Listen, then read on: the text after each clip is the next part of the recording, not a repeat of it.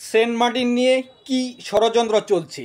স্বৈরাচার হাসিনার পতনের পর ডক্টর ইউনূসের অন্তর্বর্তী সরকার ক্ষমতায় আসে, আর পরিবেশ উপদেষ্টা হিসেবে তিনি নিয়োগ দেন সৈয়দা রিজওয়ানা হাসানকে।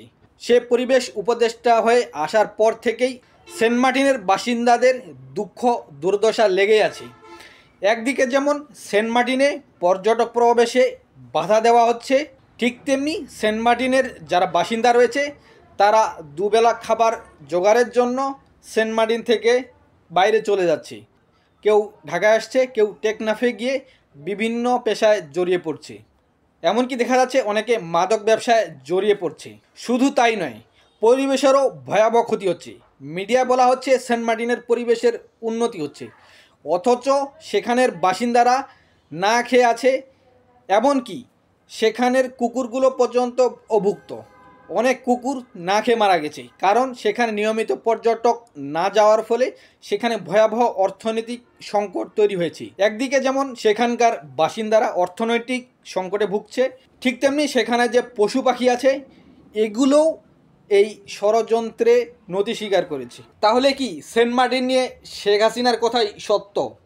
শেখ হাসিনা তো বলেছিল আমেরিকা শেখ হাসিনার কাছে সেন্ট মার্টিন চেয়েছিল, কিন্তু শেখ হাসিনা দিতে চায়নি।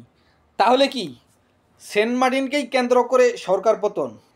আমরা এটি বিশ্বাস করতে চাই না, কিন্তু অন্তর্বর্তী সরকারের কার্যক্রমে সেটিরই ইঙ্গিত বহন করে। কারণ একদিকে সেন্ট মার্টিনে প্রবেশে নিষেধাজ্ঞা জারি করা হয়েছে, পর্যটকরা সেখানে প্রবেশ করতে পারছে না।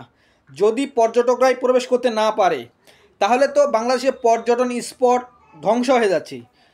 ডলারের সংকটে বাংলাদেশ আবার ভুগবে, কারণ বাংলাদেশে সেন্ট মার্টিনই একমাত্র প্রবাল দ্বীপ যেখানে শুধু দেশের পর্যটকরাই নয়, বিদেশ থেকেও হাজার হাজার পর্যটক বেড়াতে আসেন। কিন্তু সেন্ট মার্টিনে যখন আপনি প্রবেশে বাধা দিবেন, সেখানে তো আর পর্যটক আসছে না।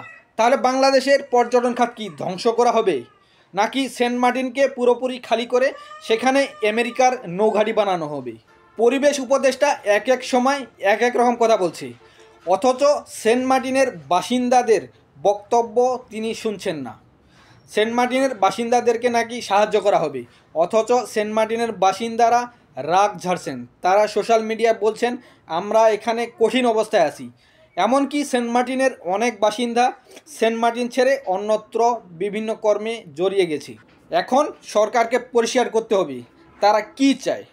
সেন্ট মার্টিনকে আমেরিকার হাতে তুলে দিতে চায়, নাকি সেন্ট মার্টিনের পরিবেশ রক্ষার নামে তারা বাংলাদেশকে পর্যটন শূন্য করতে চায়?